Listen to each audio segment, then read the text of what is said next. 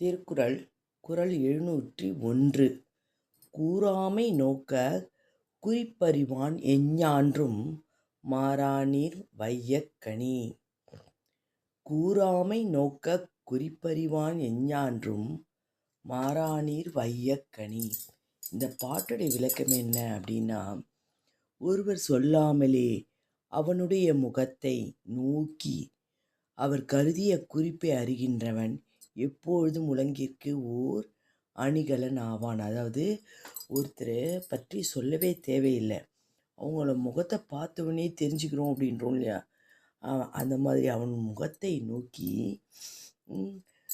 அவர் கருதிய குறிப்பை அறிகின்றவன் எப்பொழுதும் உலகத்திற்கு என்றும் உலகத்திற்கு ஓர் அணிகலன் ஆவான். இதுதான் இந்த பாட்டுடைய விளக்கம்.